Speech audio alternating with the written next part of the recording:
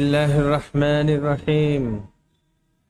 الحمد لله رب العالمين، والصلاة والسلام على سيد المرسلين محمد وعلى آله وأصحابه وزوجاته وذرياته ومن تبعهم بإحسان إلى يوم الدين، وبعد.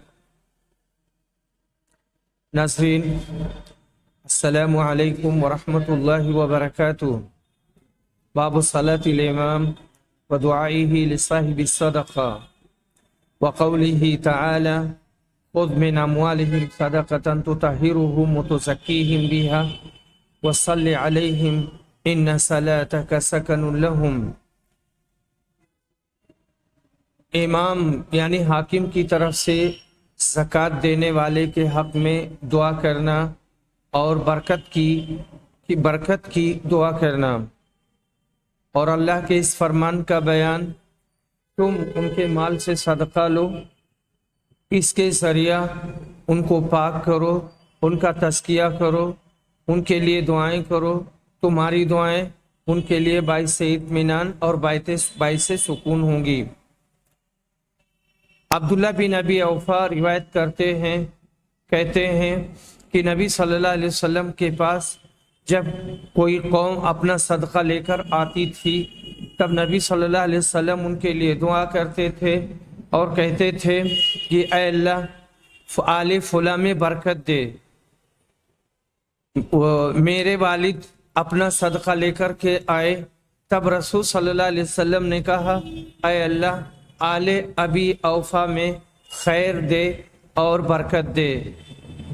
امام بخاری رحمہ اللہ نے ثابت فرمایا کہ رسول صلی اللہ علیہ وسلم کے بعد بھی خلفائے اسلام کے لیے مناسب ہے کہ وہ زکوٰۃ ادا کرنے والوں کے حق میں خیر و برکت کی دعائیں کریں. لفظ امام سے ایسے ہی خلیفہ اسلام مراد ہیں جو فی الواقع مسلمانوں کے لیے انما الامام جنہ یقاتل من ورائہ، امام لوگوں کے لیے ڈھال ہے جس کے پیچھے ہو کر لڑائی کی جاتی ہے کہ مصداق ہیں. زکوٰۃ اسلامی اسٹیٹ کے لیے ڈھال ہے اور اس کے بیت المال کے لیے ایک اہم آمدنی کا ذریعہ ہے جس کے وجود پذیر ہونے سے ملت کے کتنے ہی مسائل حل ہوتے ہیں. عہد رسالت اور عہد خلافت راشدہ کے تجربات اس بات پر شاہد عدل ہیں، مگر صد افسوس کہ اب نہ تو کہیں وہ اسلامی نظام ہے اور نہ وہ حقیقی بیت المال.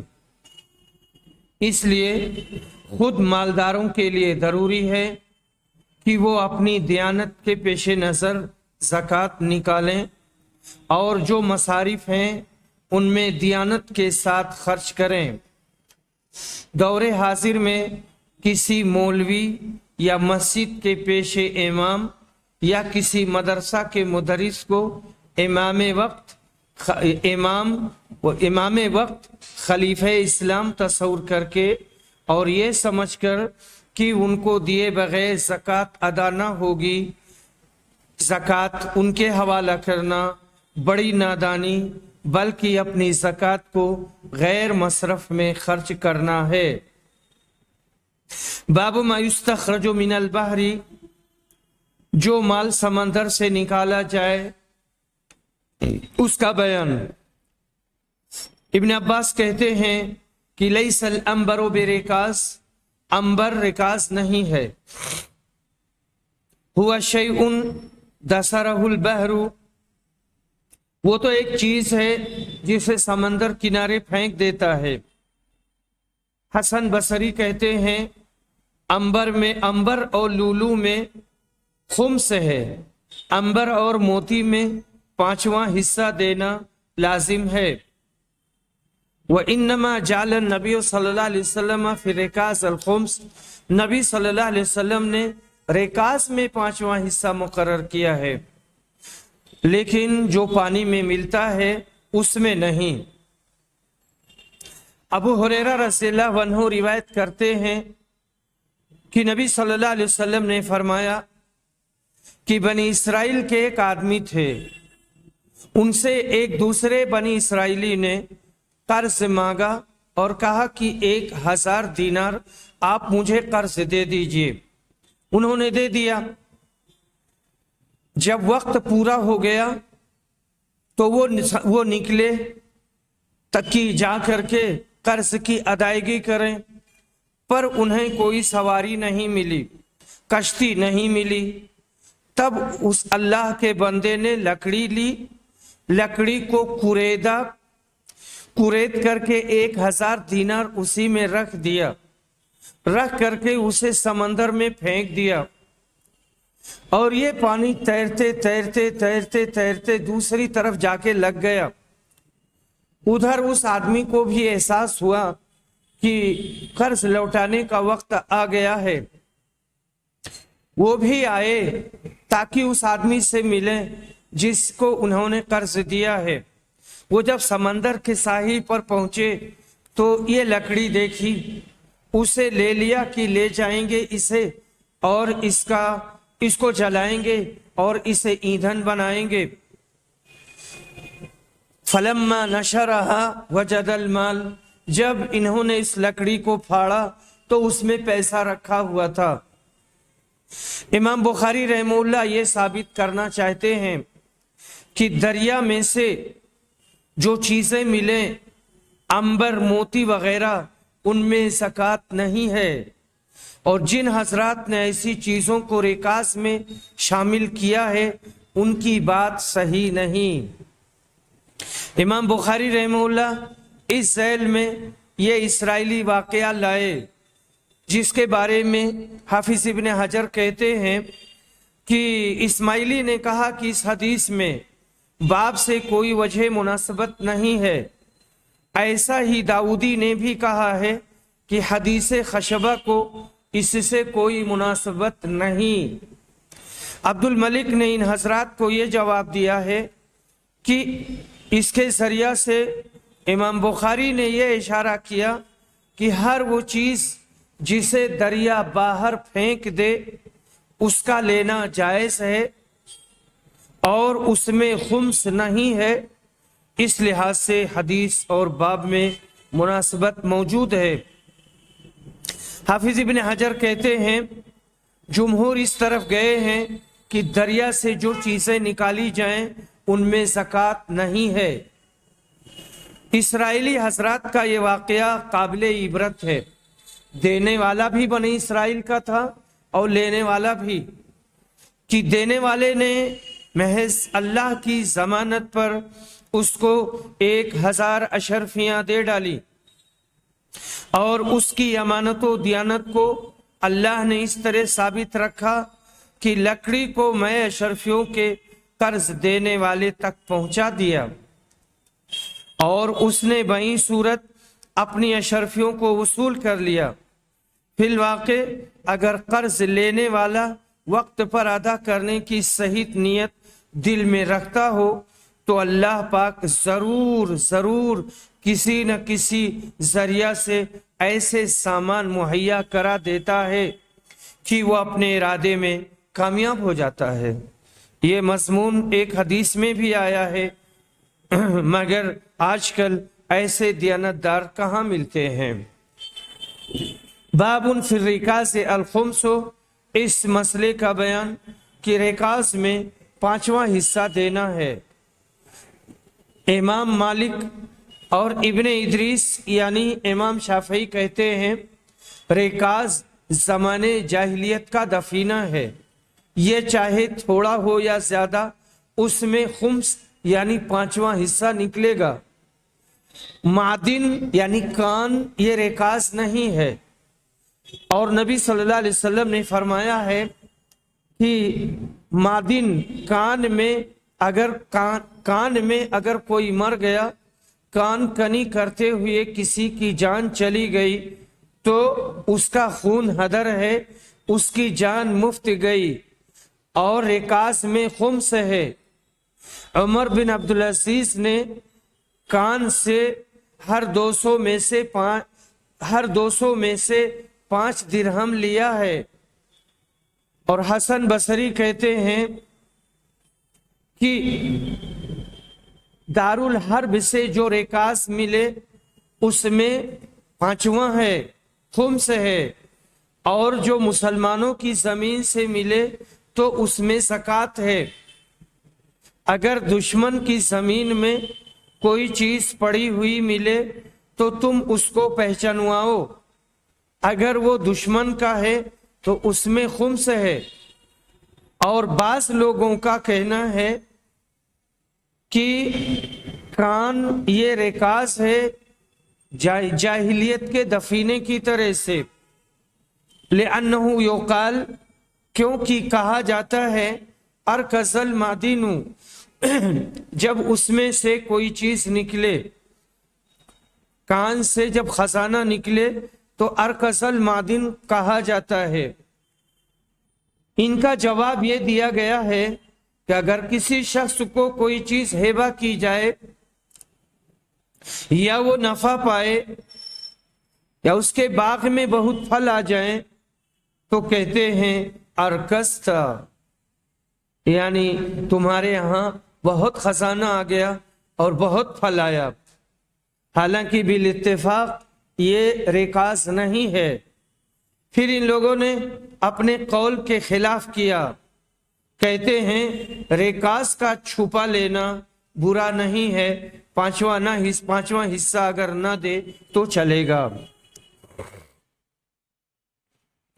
ابن تین نے کہا کہ یہاں امام ابو حنیفہ مراد ہے، یہ بخاری کا پہلا مقام ہے جہاں بعض الناس کہا ہے۔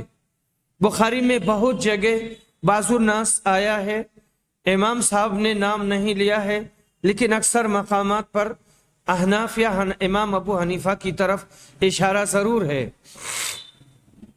حافظ ابن حجر رحمہ اللہ کہتے ہیں کہ یہ پہلا موقع ہے کہ ان کو امام بخاری نے اس صیغہ کے ساتھ ذکر کیا ہے، اور یہ بھی احتمال ہے کہ اس سے مراد امام ابو حنیفہ اور ان کے علاوہ دوسرے کوفی بھی ہوں جو ایسا کہتے ہیں۔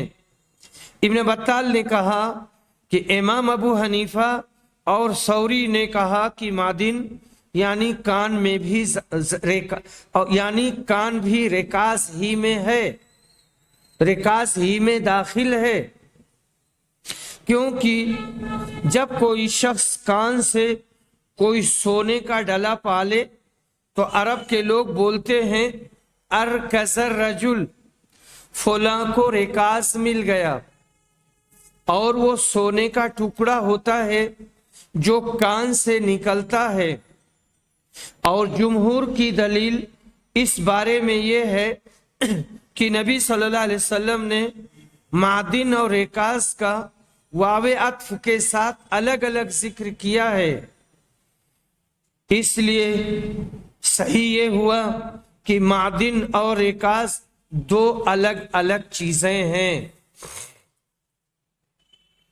ریکاز وہ پرانا دفینہ جو کسی کو کہیں مل جائے، اس میں سے بیت المال میں 5واں حصہ دیا جائے گا، اور معدن کان کو کہتے ہیں، ہر دونوں میں فرق ظاہر ہے، اس لیے ان کا حکم بھی الگ الگ ہے۔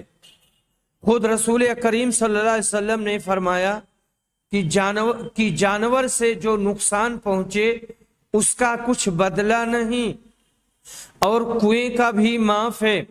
جانور نے مار دیا، آدمی مر گیا، اور جانور کے مالک کی کوئی تقصیر و کوتاہی نہیں تھی تو وہ خون حدر ہے اور وہ خون معاف ہے، اس کی ضمانت نہیں ہے۔ اسی طرح سے کنویں میں گر کے مر گیا اور جس نے کنواں کھودوایا تھا اس نے اس کی حفاظت کی تھی اور کسی طرح کی کوتاہی نہیں کی تھی تو یہ بھی حدر ہے اور معاف ہے۔ اور کان کے حادثہ میں مر جائے تو اس کا حکم یہی ہے، اور ریکاز میں 5واں حصہ دینا ہوگا۔ اس حدیث سے صاف ظاہر ہے کہ معدن اور ریکاز دو الگ الگ چیزیں ہیں۔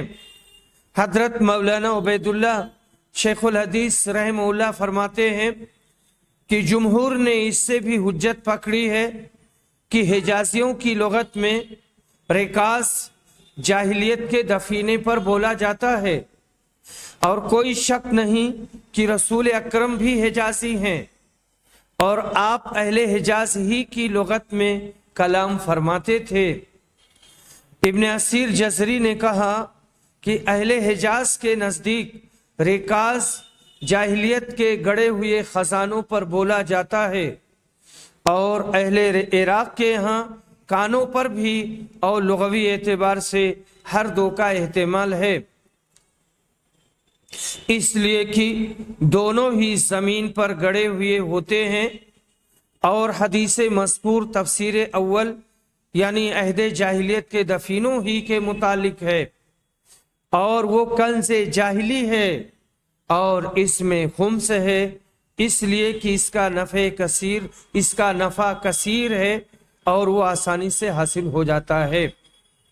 اس سلسلہ میں احناف کے بھی کچھ دلائل ہیں جن کی بنا پر وہ معدن کو بھی رکاز میں داخل کرتے ہیں، کیونکہ لغت میں ارکز المعدن کا لفظ مستعمل ہے۔ جب کان سے کوئی چیز نکلے تو کہتے ہیں ارکز المعدن۔ امام بخاری نے اس کا الزامی جواب دیا ہے کہ لفظ ارکزہ تو مجازن بعض دفعہ نفع کثیر پر بھی بولا جاتا ہے، وہ نفع کثیر کسی کو کسی کی بخشش سے حاصل ہو یا تجارتی منافع سے ہو یا کثرت پیداوار سے، ایسے مواقع پر بھی ارکستہ بول دیتے ہیں، یعنی تجھے خزانہ مل گیا۔ تو کیا اس طرح بول دینے سے اسے بھی رکاز کے ذیل میں لایا جا سکتا ہے؟ ایسا نہیں ہو سکتا، بس ایسے ہی مجازن یہ لفظ کان پر بھی بول دیا گیا ہے، ورنہ حقیقت یہ ہے کہ کان رکاز میں داخل نہیں ہے۔ اس کا مزید ثبوت خود حنفی حضرات کا یہ فتویٰ ہے کہ کان کہیں پوشیدہ جگہ میں مل جائے تو پانے والا اسے چھپا بھی سکتا ہے، اور ان کے فتویٰ کے مطابق جو 5واں حصہ اسے ادا کرنا ضروری تھا اسے وہ اپنے ہی اوپر خرچ کر سکتا ہے۔ یہ فتویٰ بھی دلالت کر رہا ہے کہ رکاز اور معدن دونوں الگ الگ چیزیں ہیں۔ چند روایات بھی ہیں جو مسلک حنفیہ کی تائید میں پیش کی جاتی ہیں، لیکن سند کے اعتبار سے وہ بخاری کی روایات مذکورہ کے برابر نہیں ہیں، اور وہ ان سے استدلال کرنا ضعیف اور کمزور ہے۔ حضرت شیخ الحدیث رحمہ اللہ فرماتے ہیں، اس کا ترجمہ یہ ہے، ہمارے نزدیک یعنی شیخ الحدیث عبید اللہ مبارک پوری، ہمارے نزدیک رکاز کے متعلق جمہور ہی کا قول راجح ہے، اور وہ دور جاہلیت کے دفینے ہیں جو پہلے لوگوں نے زمین میں دفن کر دیے ہیں، اور لفظ رکاز میں معدن داخل نہیں ہے بلکہ ہر دو الگ الگ ہیں، اور رکاز میں خمس ہے۔ حضرت ابو ہریرہ رضی اللہ عنہ روایت کرتے ہیں کہ نبی صلی اللہ علیہ وسلم نے فرمایا، جانور سے جسے نقصان پہنچے تو اس کا کوئی بدلہ نہیں، اور کنویں سے کسی کو نقصان پہنچے اور کنویں میں گر کر مر جائے تو اس کا کوئی بدلہ نہیں، اور کان کنی کرتے ہوئے کوئی مر جائے تو اس کا کوئی بدلہ نہیں، اور رکاز میں 5واں حصہ ہے، جسے زمان جاہلیت کا دفینہ اور خزانہ مل جائے اس میں سے وہ بیت المال کو لازمی طور پر 5واں حصہ دے گا، وہ چاہے کم ہو یا زیادہ ہو۔ اللہ تعالیٰ کے اس فرمان کا بیان والعاملین علیہا، زکوٰۃ کے شعبہ میں کام کرنے والوں کو زکوٰۃ میں سے دیا جائے گا، ومحاسبۃ المصدقین مع الامام، اور جو لوگ صدقہ و خیرات وصول کرنے جاتے ہیں امام ان کا حساب لے گا اور ان کی گرفت بھی کر سکتا ہے۔ امام کے سامنے ان کو پیش کرنا ہوگا۔ یہاں کان اور رکاز کو رسول کریم نے الگ الگ بیان کر کے بیان کیا ہے، اور یہی باب کا مطلب ہے کہ دونوں الگ الگ چیزیں ہیں۔ ابو حمید ساعدی روایت کرتے ہیں کہ رسول صلی اللہ علیہ وسلم نے بنو اسد کے ایک آدمی کو بنو سلیم کے صدقات پر عامل بنایا، ان کا حاکم بنایا۔ ان کا نام ابن لطبیہ تھا۔ جب وہ زکوٰۃ وصول کر کے آئے تب رسول صلی اللہ علیہ وسلم نے ان کا محاسبہ کیا۔ یہ محاسبے کا نظام بہت شاندار اور بہت اچھا ہے۔ گھر میں بھی شوہر بیوی کا حساب لے، بیوی اپنے بچوں سے بھی محاسبہ کرتی رہے، اور جیسے ہم لوگ تعلیم سے جڑے ہوئے ہیں تو تعلیم کے مختلف شعبے ہوتے ہیں، ہر جگہ حساب ہونا چاہیے۔ مطبخ کا حساب کرنا، اور بورڈنگ میں حساب لینا، اور بچوں کی تربیت کے بارے میں خاص طور پر پوچھنا، تعلیم کا محاسبہ ہونا۔ ایسے ہی پورا ضلع ہے، پورا اسٹیٹ ہے، پورا ملک ہے، تو ہر جگہ اس کا محاسبہ ہونا چاہیے۔ محاسبہ ہونے سے، حساب لینے سے آدمی اب غلطی نہیں کرے گا اور بہتر طریقے سے مفوضہ ذمہ داریوں کی ادائیگی کرے گا۔ نبی صلی اللہ علیہ وسلم نے یہاں پر بنیاد ڈال دی محاسبے کی۔ جب وہ لے کر کے آئے تو آپ نے ان کا محاسبہ کیا۔ تو یہ زکوٰۃ کا شعبہ ہے، لیکن یہ عام ہے، ایک عام اصول ہے۔ زکوٰۃ وصول کرنے والوں سے حاکم اسلام حساب لے گا تاکہ معاملہ صاف رہے، کسی کو بدگمانی کا موقع نہ ملے۔ ابن منیر نے کہا کہ احتمال ہے کہ عامل مذکور نے زکوٰۃ میں سے کچھ اپنے مصارف میں خرچ کر دیا ہو، لہٰذا اس سے حساب لیا گیا۔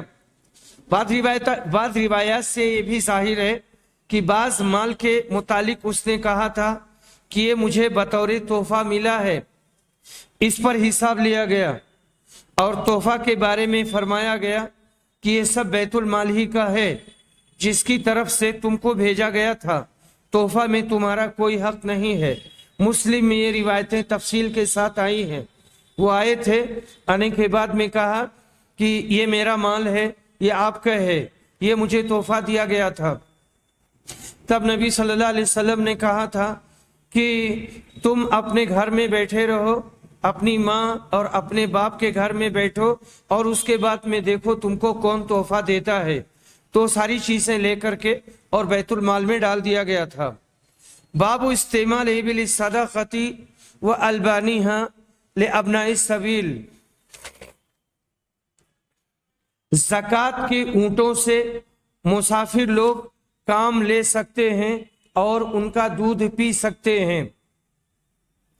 حضرت انس رضی اللہ عنہ روایت کرتے ہیں کہ عرینہ کے کچھ لوگ آئے مدینہ، اور یہاں کی آب و ہوا ان کو راس نہ آئی اور ان کے موافق نہ ٹھہری۔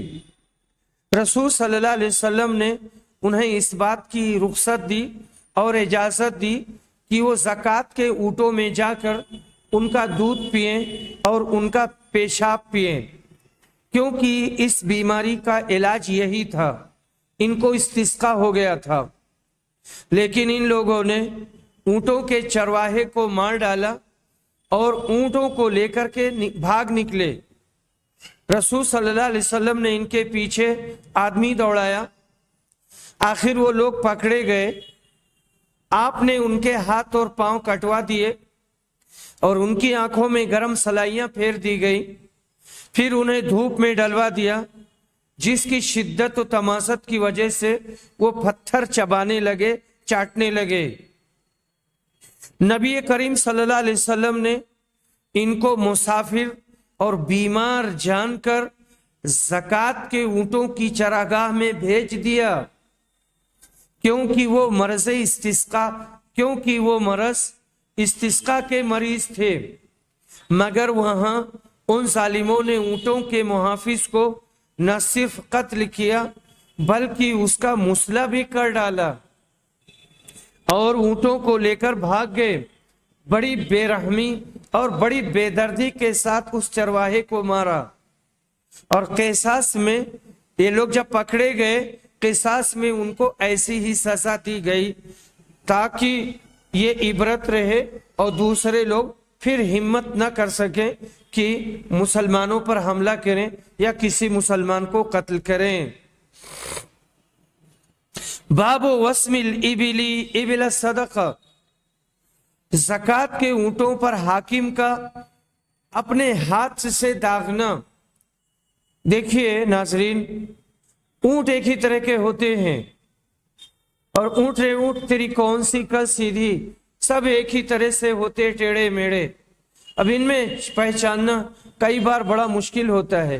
بھیڑیں ایک طرح ہوتی ہیں، بکریاں تو ان میں ایک مخصوص قسم کی علامت ہوتی ہے جو اسے لگائے رہتے ہیں، بال جلا دیتے ہیں اور مختلف قسم کے مارکے اس میں بنائے رہتے ہیں۔ یہاں جو روایت ہے ہماری انس بن مالک کی، وہ کہتے ہیں میں عبداللہ بن ابی طلحہ کو لے کر رسول صلی اللہ علیہ وسلم کی خدمت میں حاضر ہوا۔ یہ ان کے ابو طلحہ کے بیٹے ہیں اور ان کی والدہ کے بیٹے ہیں، اور جانتے ہیں کہ انس بن مالک دوسرے تھے جن کا انتقال ہو گیا تھا، تاکہ رسول صلی اللہ علیہ وسلم ان کی تہنیک کریں۔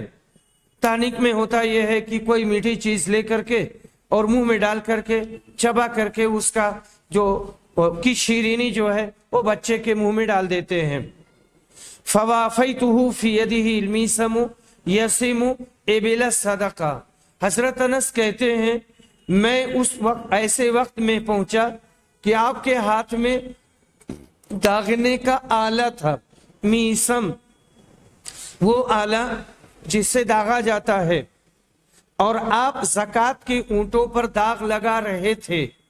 تو جو حاکم ہوتا ہے اور افسر ہوتا ہے وہ صرف کرسی ہی پر نہیں بیٹھتا ہے، بلکہ وہ میدان میں اترتا ہے، فیلڈ میں اترتا ہے اور وہ کام بھی کرتا ہے۔ معلوم ہوا کہ جانوروں کو ضرورت سے داغ دینا درست ہے، ضرورت پڑنے پر اس میں مارکا لگائیں گے اور نشان زدہ کریں گے۔ اور یہاں پر حنفیہ کی تردید ہے جن کا یہ کہنا ہے کہ داغنا یہ مکروہ ہے اور یہ مصلح ہے، مصلح نہیں ہے بلکہ یہ ایک حاجت اور ضرورت ہے۔ اور بچوں کے لیے تہنیک بھی سنت ہے کہ کھجور وغیرہ کی کوئی چیز کسی نیک آدمی کے منہ سے کچلوا کر بچے کے منہ میں ڈالی جائے تاکہ اس کو بھی نیک فطرت حاصل ہو۔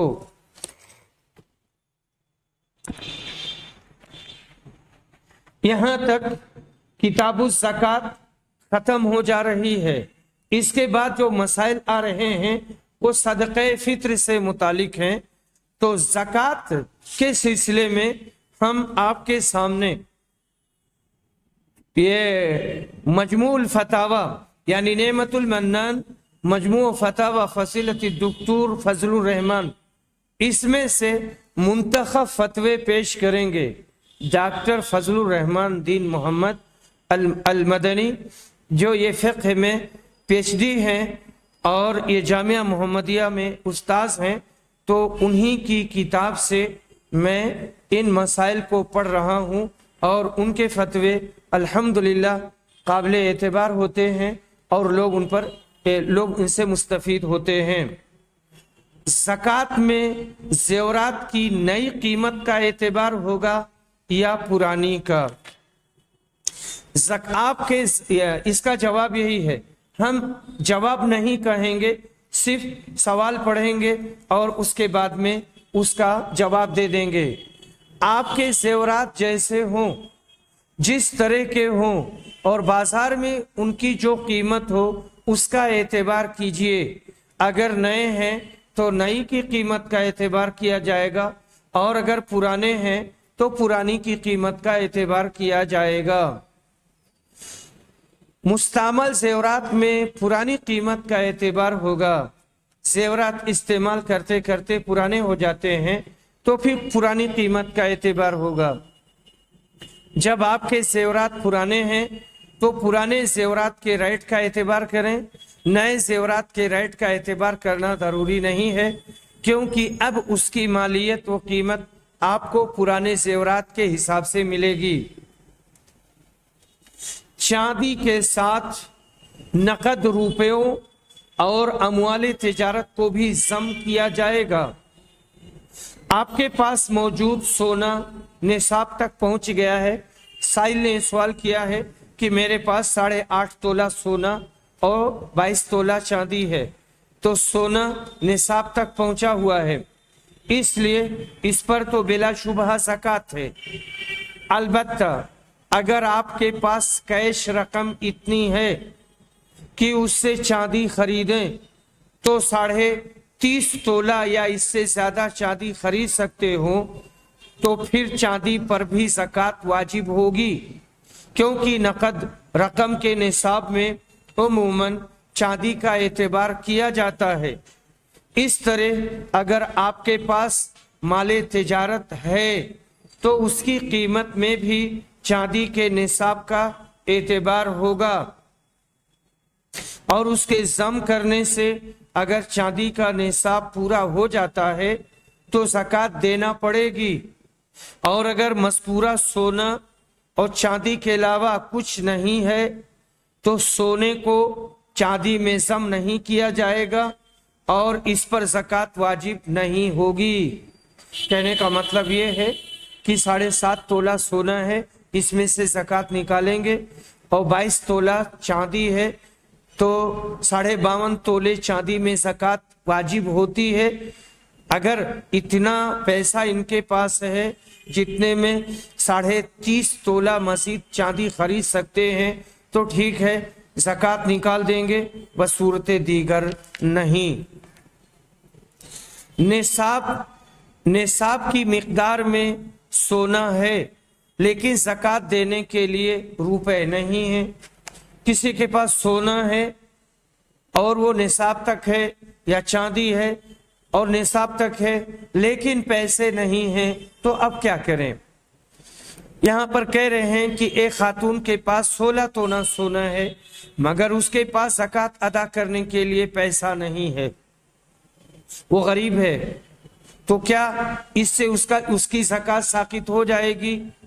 नहीं, ऐसी खातून से ज़कात साकित नहीं होगी, क्योंकि दर हकीकत ये खातून फ़कीर व मिस्कीन नहीं है, क्योंकि जिसके पास निसाब ज़कात से ज़्यादा माल हो वो शरआन मिस्कीन नहीं है। अलबत्ता ये औरत बखील है, इसे चाहिए कि बुखालत तर्क करके अपने सोने को फरोख्त कर दे और जो पैसे हासिल हों उनसे गुज़िश्ता सालों की ज़कात अदा करे और बाकी अपने इखराजात और कारोबार में लगाए। इससे उसके माल और इज्जत व करामत में इजाफा और बरकत होगी और दुनिया व आखिरत में कामयाबी हासिल होगी। और अगर वो अपनी बखीली पर जारी रही और इस बहाने कि मेरे पास पैसे नहीं हैं, ज़कात अदा नहीं किया, तो गुनहगार होगी और दुनिया व आखिरत दोनों जगह उसको जिल्लत व रुसवाई और परेशानियों का सामना करना पड़ेगा। यहाँ दुनिया में सोना रख कर भी भूखी प्यासी रहेगी या अलल अकल अच्छे खानों और कपड़ों से महरूम रहेगी और जिल्लत व तंगदस्ती की जिंदगी गुजारेगी और लोगों में उसकी कोई इज्जत नहीं होगी और ज़कात अदा न करने की वजह से आखिरत में भी उसे अज़ाब और जिल्लत व ख्वारी का सामना करना पड़ेगा। बहरहाल उसे 7 तोला सोना या इससे कम रखकर बाकी फरोख्त करके ज़कात अदा करनी चाहिए और अपनी दीगर ज़रूरियात में सर्फ करना चाहिए। वाखिरु दावाना अनिल हम्दुलिल्लाहि रब्बिल आलमीन।